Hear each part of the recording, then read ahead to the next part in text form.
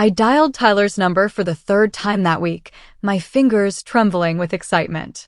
The wedding was coming up soon, and I still hadn't received my invitation in the mail. Maybe it got lost, I told myself. The post office makes mistakes all the time. My grandson was getting married, and I had been preparing for this day like it was my own. The pale blue dress hanging in my closet cost me $240, more than I'd spent on myself in 2 years. But this was Tyler's wedding. My only grandson. The boy I raised after my daughter died in that car accident when he was just 9 years old. The phone rang twice before someone picked up. Hello. It was Jessica's voice. My future granddaughter-in-law. Well, I thought she was my future granddaughter-in-law.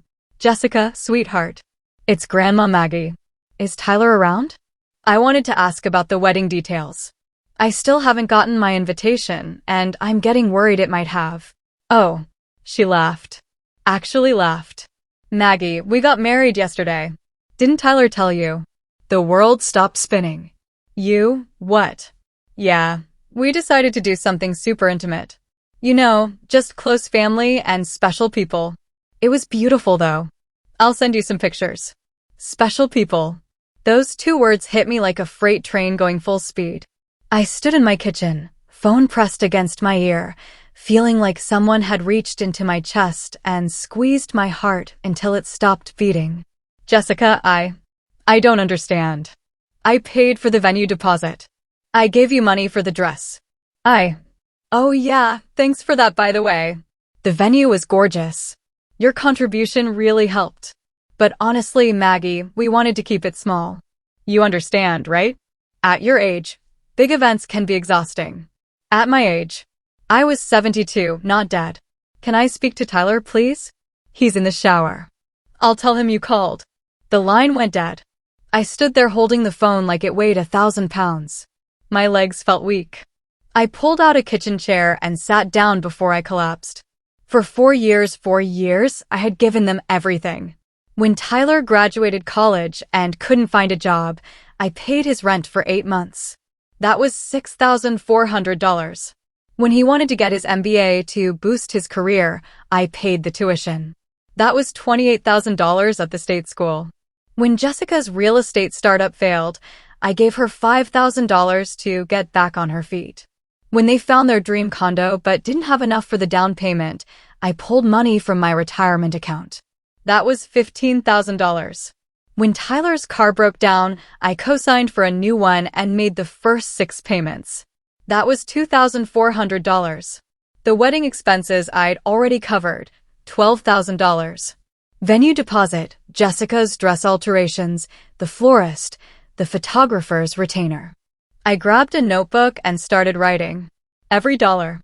Every sacrifice. Every time I'd eaten ramen noodles for dinner so I could wire them money for their emergency. $68,800. $68,800 over 4 years. And I wasn't special enough to attend the wedding I helped pay for. My hands were shaking so badly I could barely hold the pen. But it wasn't just sadness anymore. Something else was rising in my chest. Something hot and fierce that I hadn't felt in years. Anger. Pure, volcanic anger. I walked to my closet and looked at that blue dress. The tags were still on it. I'd been planning to wear it with the pearl earrings my late husband gave me on our 30th anniversary. I'd practiced my makeup 3 times to make sure I looked perfect in photos. Photos I would never be in. I grabbed my laptop. Yes, I had a laptop, despite what Jessica thought about old people, and opened Facebook. I wasn't active on social media, but I kept an account to see Tyler's posts. And there they were. Dozens of photos from yesterday. Jessica in a stunning white gown that I recognized immediately. It cost $3,200, and I'd given her $2,000 toward it last month when she said her parents couldn't help. Tyler in a sharp navy suit, grinning like he'd won the lottery. Jessica's parents posing proudly with the couple. Her 3 brothers in matching ties. Her college roommates throwing rose petals. Her boss from the real estate office. Tyler's fraternity brothers. 27 people in those photos. 27 special people. I scrolled through the comments. Hundreds of them. Beautiful ceremony. Best wedding ever.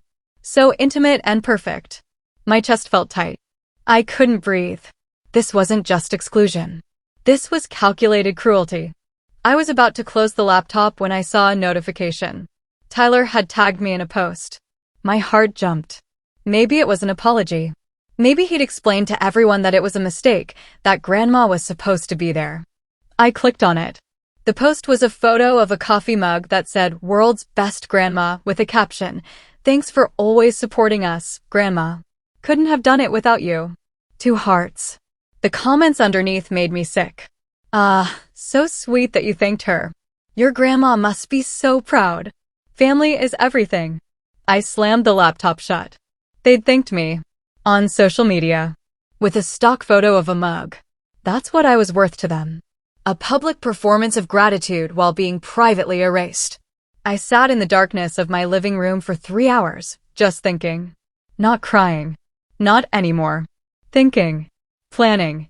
Because something Jessica said on that phone call kept echoing in my head, "At your age." What did she mean by that? The next morning, I did something I never thought I'd do. I drove to Tyler's condo, the condo I helped him buy, and I waited. Not to confront them. Just to watch. At 10:30 a.m., a silver Mercedes pulled up. A man in an expensive suit got out, carrying a leather briefcase. He rang their doorbell. Jessica answered, still in her bathrobe, and let him inside. Through the ground floor window, I could see them sitting at the dining table. Tyler, Jessica, and the man in the suit. They were looking at papers. Official-looking papers. The man pointed at something on the documents. Jessica nodded eagerly. Tyler looked uncomfortable but signed something. They talked for 45 minutes. When the man left, he shook both their hands with a smile that made my blood run cold. It was the smile of someone who'd just closed a very profitable deal. I waited until his car disappeared, then I walked up to their front door. My key still worked. They'd never asked for it back. I didn't go inside. That would be wrong. But their trash cans were on the curb. Trash collection wasn't until tomorrow. I did something I never imagined doing. I opened the lid of their recycling bin and looked inside. And there, on top of the pile, was a crumpled letter on law firm letterhead. I pulled it out and read it under the streetlight. Petition for guardianship and conservatorship, Margaret Chen. My name. My hands started shaking so badly I almost dropped the paper. I kept reading. Clients' concerns regarding diminished mental capacity, significant financial assets requiring protection, petition to be filed within 30 days. They were trying to have me declared mentally incompetent. They wanted to take control of everything I had left. And I finally understood why I wasn't special enough for the wedding. Dead grandmothers can't object to guardianship petitions. But disappeared ones can haunt you forever. I stood under that streetlight holding the guardianship papers, and something inside me snapped. Not broke, snapped. Like a steel cable pulled too tight for too long. The sound it made in my mind was sharp and clean. They wanted to declare me incompetent? They thought I was some confused old woman they could manipulate? I folded the letter carefully and put it in my purse. Evidence. That's what my late husband used to say when he ran his construction business. Maggie, never make a move without evidence. I drove home doing exactly the speed limit, my mind racing at 100 miles an hour. When I got inside, I didn't turn on any lights. I sat in the darkness and made a list. Not a list of what I'd lost. A list of what I was going to do. At 6 a.m. the next morning, I was at the bank when it opened. Mr. Patterson, the branch manager, knew me well. I'd been banking there for 34 years. Mrs. Chin, what brings you in so early? I need to make some changes to my accounts, Mr. Patterson. And I need to do it right now. His smile faded when he saw my face.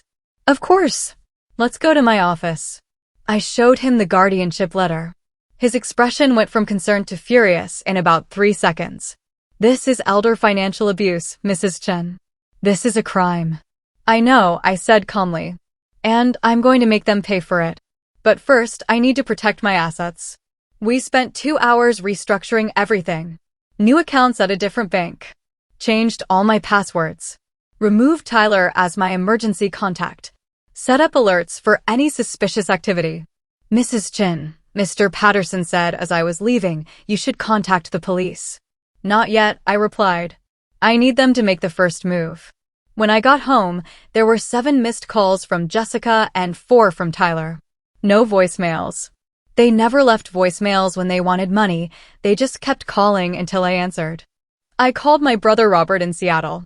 Robert was a retired attorney, sharp as ever at 75, and the only family I had left who actually cared about me. "Robbie," I said when he picked up, "I need your help with something. And it's going to sound crazy." I told him everything.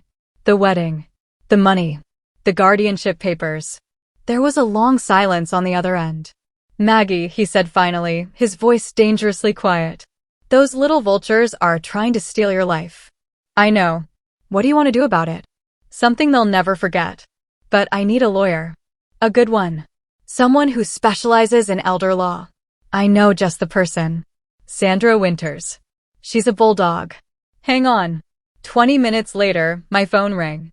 It was Sandra Winters. "Mrs. Chin, your brother filled me in.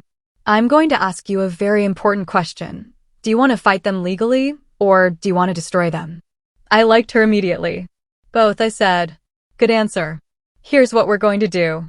She laid out a plan that was brilliant, ruthless, and completely legal. We talked for an hour. When we hung up, I was smiling for the first time in 3 days. At 2 p.m., Tyler finally showed up at my house. He didn't knock, he used his key. I heard the door open and his footsteps in the hallway.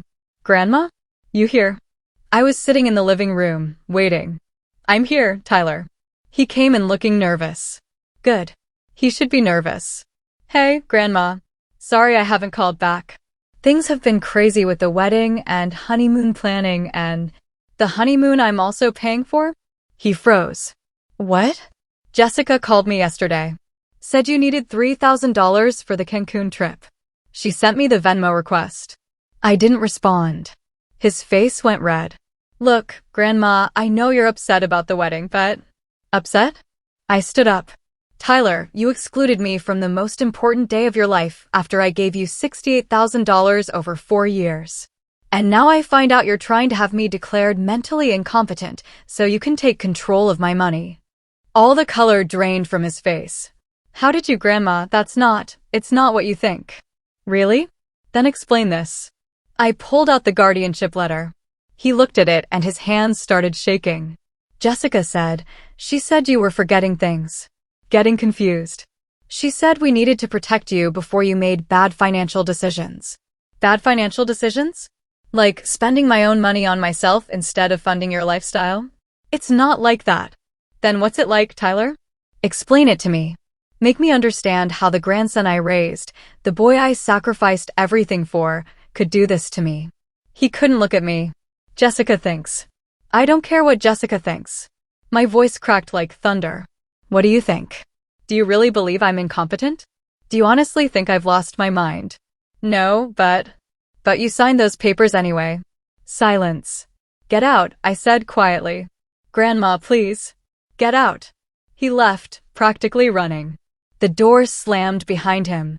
I sat back down, my heart pounding. But I wasn't done. Not even close. That evening, Jessica called. I answered on the first ring. "Maggie, what did you say to Tyler?" He came home completely freaked out. I showed him the guardianship papers, Jessica. "The ones you threw in your recycling bin." Dead silence. "You went through our trash?" "Your trash was on a public curb. But let's not get distracted. Let's talk about how you're trying to steal my life." "We're not stealing anything." Her voice went sharp, defensive. "You're old, Maggie. You don't need all that money. Tyler is your only grandson. That money should go to family." "I am family. You know what I mean. Young family. Family with a future. You're just going to die eventually and leave it all to us anyway. We're just speeding up the process." There it was. The truth, naked and ugly. "Speeding up the process," I repeated. That's an interesting way to describe elder abuse. It's not abuse. We're protecting you from yourself. Do you know how many old people get scammed every day? We're trying to help you. By declaring me incompetent and taking control of my assets. Yes, exactly. Someone needs to manage your money properly. Someone like you? Someone who actually knows what they're doing with finances. I almost laughed. This woman who'd run 3 businesses into the ground was going to lecture me about financial management. Jessica, I have a question. Did you ever actually love Tyler? Or was he just your ticket to my bank account? How dare you? Answer the question. I'm not answering anything. You're a bitter old woman who can't handle the fact that your grandson has moved on with his life. Moved on? He's 28 years old, and I'm still paying his car payment. That's because you offered. No, Jessica. You asked. There's a difference. She was screaming now. You think you're so smart? You think you can cut us off and we'll just disappear? We have lawyers, Maggie. Good lawyers. And when they're done, you'll be in a nursing home eating mashed peas while we live in your house. Is that the plan? Take my house too. It's Tyler's inheritance. You're just hoarding it. I'm 72 years old. I could live another 20 years. Not if you keep stressing yourself out like this. Her voice went cold. Stress is really bad for old people. Heart attacks. Strokes. Falls. Terrible things can happen. Was she threatening me? Was she actually threatening my life?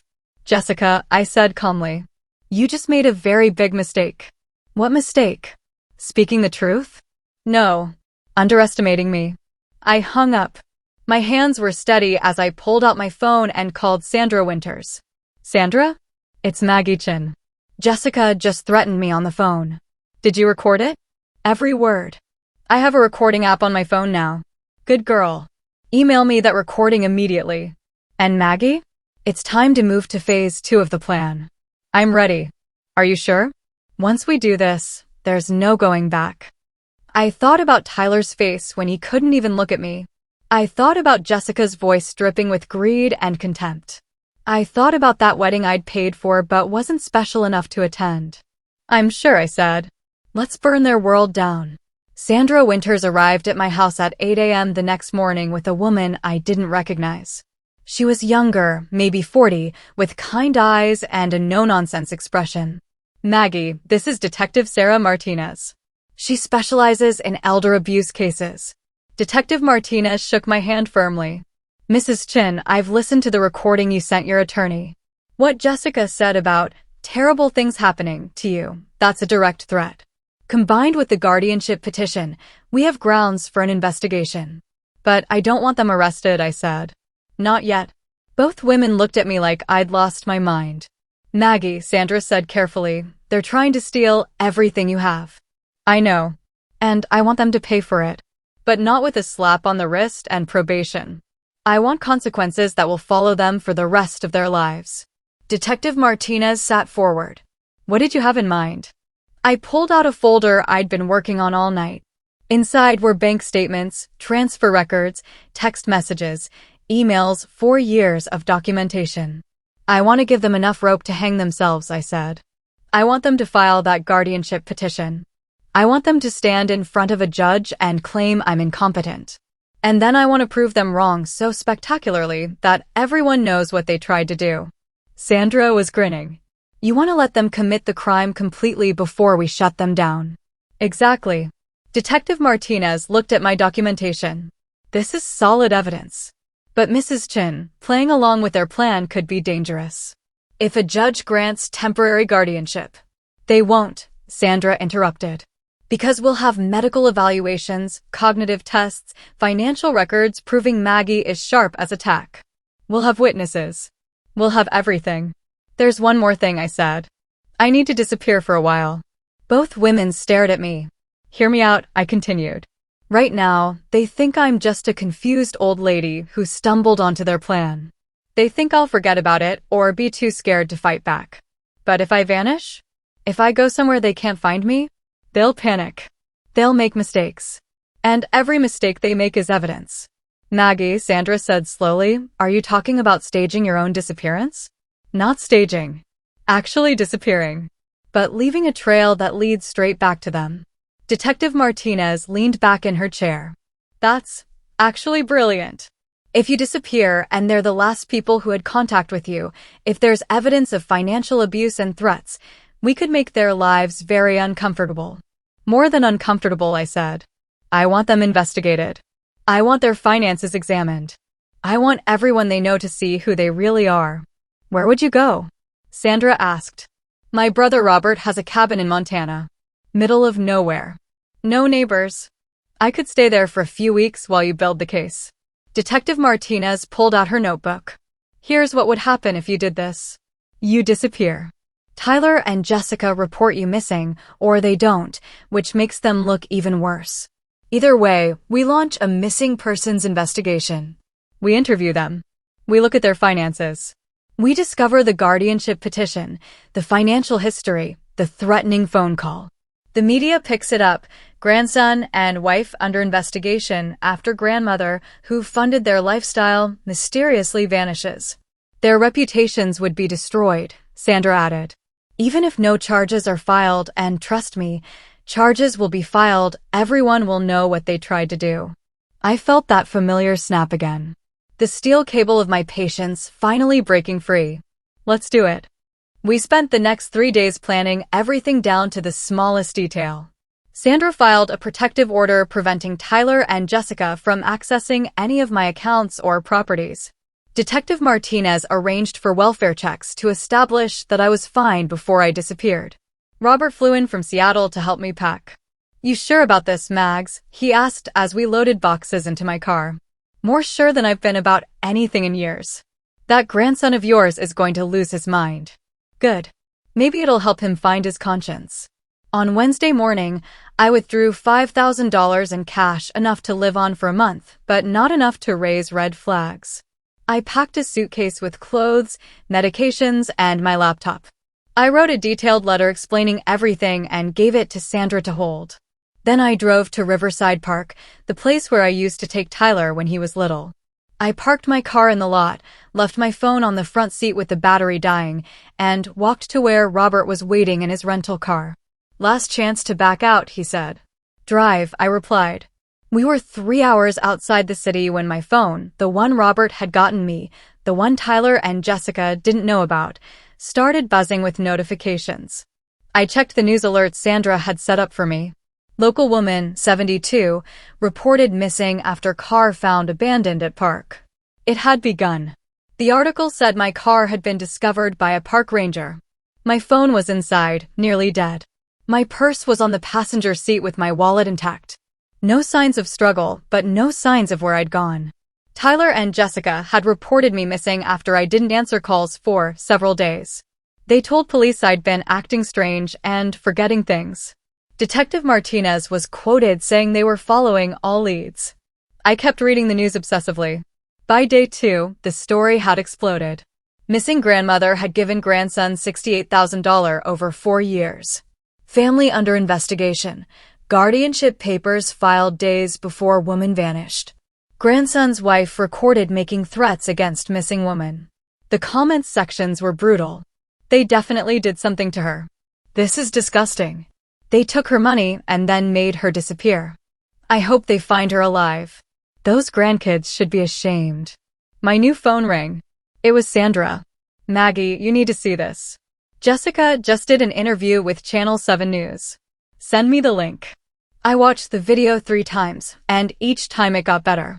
Jessica stood outside their condo, tears streaming down her face, wearing a black dress like she was already in mourning. We just want Maggie to come home, she sobbed. She's like a mother to me. We're so worried. She's been forgetting things lately, getting confused. We were trying to help her, trying to protect her, and now she's gone. The reporter asked about the guardianship petition. Jessica's tears stopped for just a second. Just long enough for her mask to slip. That was for her own protection. We love her. We would never hurt her. But her eyes told a different story.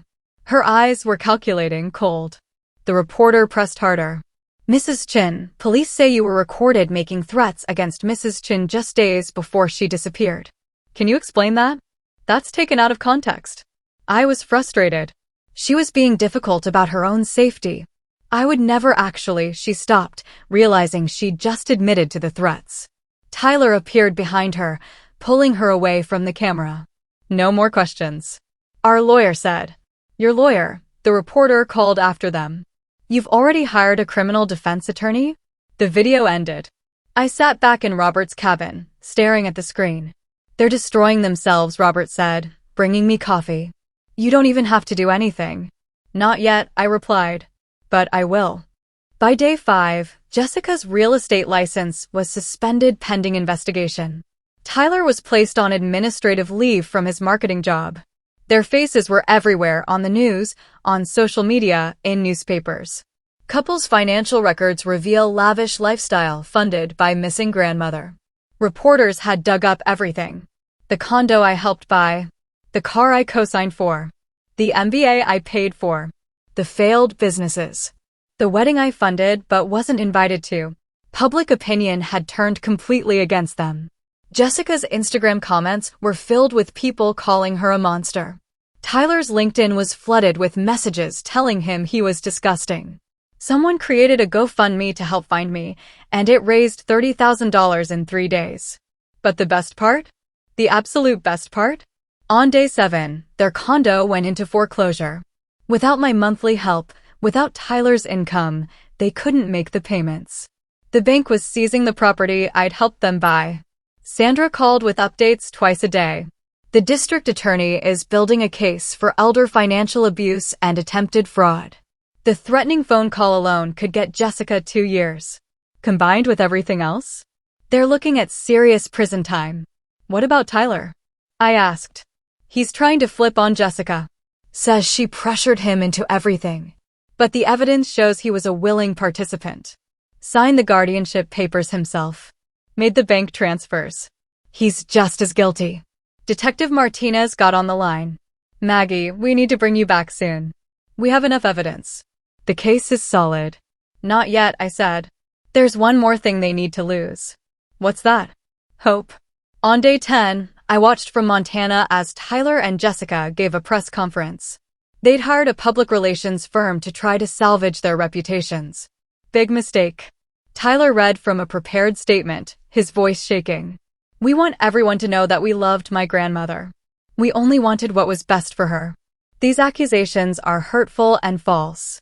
We're cooperating fully with police, and we're confident the truth will. Mr. Chin, a reporter shouted.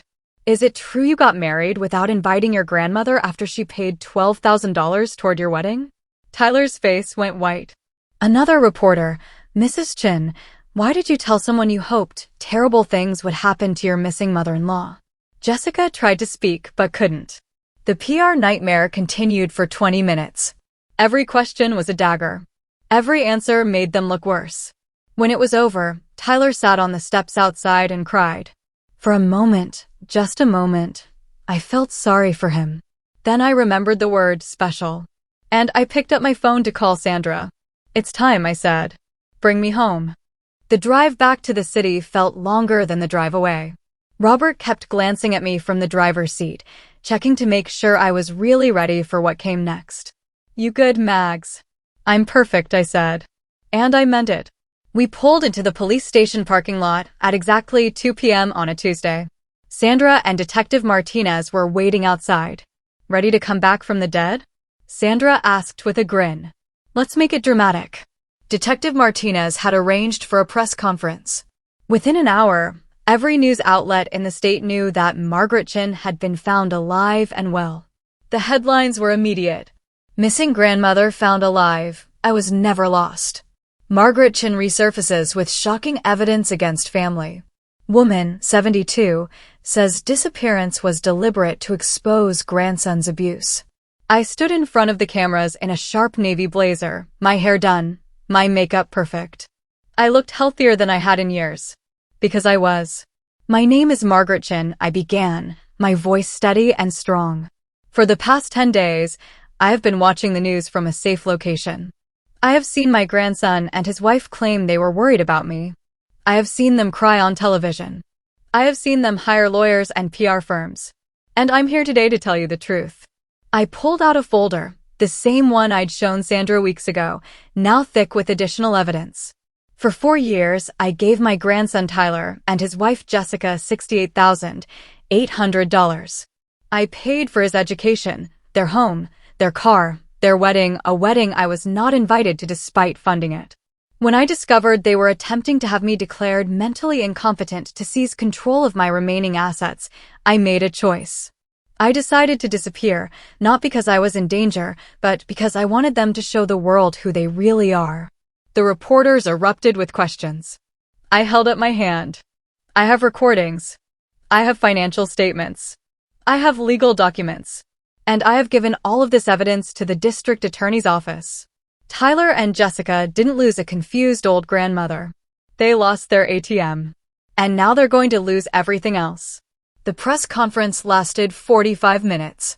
I answered every question with precision and clarity. I showed cognitive test results proving I was mentally sharp. I played portions of Jessica's threatening phone call. I displayed bank records showing the systematic financial drain. When it was over, Detective Martinez leaned over and whispered, "You just destroyed them on national television." "Good," I replied. Within hours, the public narrative completely flipped. Grandmother's brilliant revenge, how she exposed her abusers. Margaret Chin outwits family who tried to steal her life. 72-year-old woman's master plan leads to criminal charges. Social media exploded. I became a viral sensation. People called me a hero. Someone made a TikTok with the audio of me saying they lost their ATM that got 12 million views. But I wasn't interested in fame. I was interested in justice. The district attorney filed formal charges 3 days later. Jessica was charged with elder financial abuse, attempted fraud, and making criminal threats. Tyler was charged as an accomplice to fraud and financial exploitation. Their trial was set for 6 months out. But the real punishment had already begun. Jessica lost her real estate license permanently. No board would reinstate someone convicted of trying to defraud an elderly relative. Tyler was fired from his job. His LinkedIn profile became a cautionary tale. Nobody would hire him. The condo was seized by the bank and sold at auction. They lost everything, including the $15,000 I'd contributed to the down payment. Jessica's parents, who I'd met twice at family dinners, publicly disowned her. They released a statement saying they were horrified and ashamed of their daughter's actions.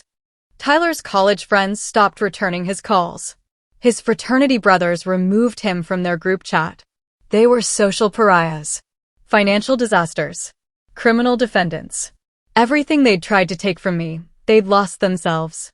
But I still wasn't satisfied. 2 weeks after my return, I invited them to a meeting. Sandra thought I was crazy. "Maggie, you don't owe them anything. Not even a conversation." "I know," I said. "But I need to look Tyler in the eye one more time." We met at Sandra's law office.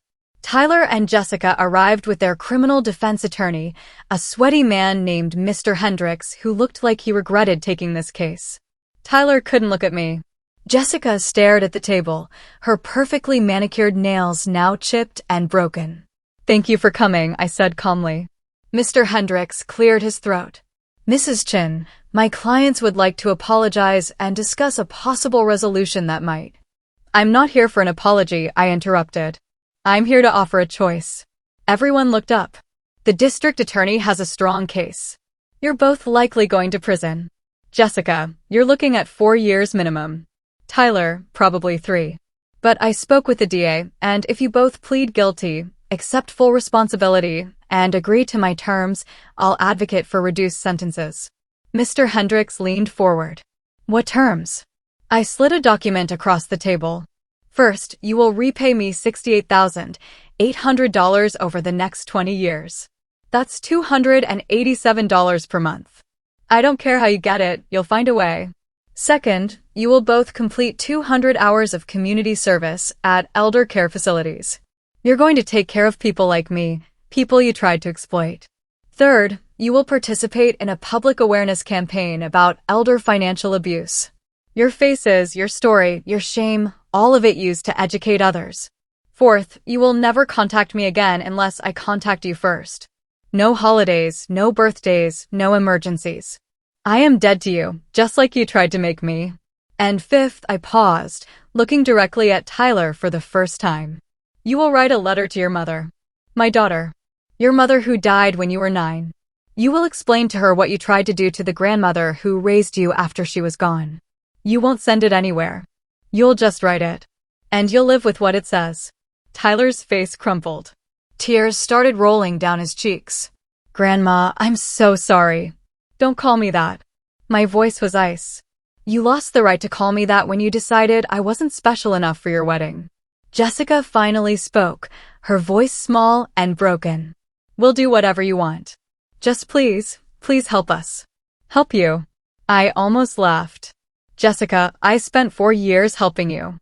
I gave you everything I had. And you responded by trying to steal my dignity, my autonomy, and my life. This isn't help. This is mercy. And it's more than you deserve. They signed the agreement. Both of them. Right there, with shaking hands and tears running down their faces. When they left, Sandra turned to me. How do you feel? Empty, I admitted. But free. 6 months later, Tyler and Jessica both pleaded guilty. Jessica got 18 months in prison. Tyler got a year. Both would be on probation for 5 years after release. The GoFundMe that strangers had created to find me? I donated all $30,000 to the National Center on Elder Abuse. I sold my house, the one filled with memories of raising Tyler, of sacrificing everything for him. I bought a small condo in a retirement community near Robert in Seattle. I started taking painting classes, joined a book club, made friends who liked me for me, not for my money. I went on dates with a retired professor named William who made me laugh and never once asked about my finances. I traveled to Paris, something I'd always wanted to do but never could afford because I was too busy funding other people's dreams. And one day, about a year after everything happened, I received a letter. It was from Tyler. My hands shook as I opened it. Dear Grandma Maggie, I know you said never to contact you, but I had to tell you this. I finished my community service at Sunset Hills Elder Care. There was a woman there, Mrs. Patterson, who reminded me of you. She had no family, no visitors, just like you would have been if we'd succeeded. I read to her every week for 6 months. I brought her flowers. I listened to her stories. And when she died last month, I was the only person at her funeral. The director told me Mrs. Patterson left her entire estate to the facility because she had no one else. $340,000 to a nursing home because her family had abandoned her. I finally understand what I almost did to you. I almost made you into Mrs. Patterson. Alone. Forgotten. Used up. I don't expect forgiveness. I don't deserve it. But I wanted you to know that I understand now. And I'm sorry. Truly, deeply, eternally sorry. I hope you're happy. I hope you're painting and traveling and doing all the things you couldn't do when you were taking care of me. You deserved better. You deserved everything. Tyler. I read the letter 3 times. Then I folded it carefully and put it in a drawer. I didn't respond. Maybe someday I would. Maybe in 5 years, or 10, or 20. Maybe never. But for now, I walked out onto my balcony, looked at the mountains in the distance, and smiled. For the first time in 4 years, I wasn't anyone's ATM. I wasn't anyone's safety net. I wasn't anyone's backup plan. I was just Maggie. And Maggie was finally, beautifully, completely free. What would you do if your family betrayed you like this? Could you ever forgive them? Drop your thoughts in the comments below. And if you think Maggie was a legend for what she did, smash that like button and subscribe for more jaw-dropping stories of revenge, justice, and people who refuse to be victims. Hit that notification bell.